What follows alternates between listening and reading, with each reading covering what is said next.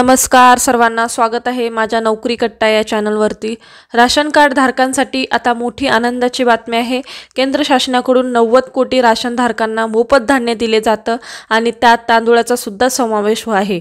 आता हे जे काही तांदूळ तुम्हाला मिळतात, आता हे तांदूळ बंद करण्याचा निर्णय शासनाने घेतला आहे आणि पुढील महिन्यापासून जर पाहिलं तर तांदूळाऐवजी आता तुम्हाला वस्तू ज्या आहेत सरकारमार्फत तुम्हाला देण्यात येणार आहेत।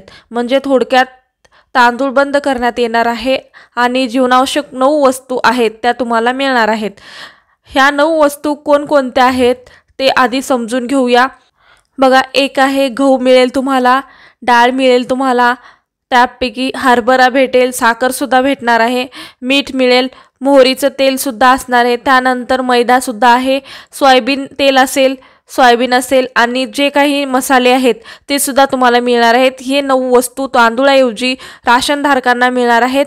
अशा प्रकारचा हा आजचा व्हिडिओ होता। कसं वाटला कमेंटद्वारे कळवा। अशाच प्रकारचे नवनवीन व्हिडिओ आणि हा सरकारचा निर्णय घेतलेला आहे, हा तुम्हाला आवडला का त्याबद्दल तुम्ही कमेंट करून कळवू शकता की तुम्हाला हा निर्णय आवडला का नाही किंवा कसं वाटतंय ह्या निर्णयाबाबत। अशा प्रकारचा आजचा व्हिडिओ होता। धन्यवाद।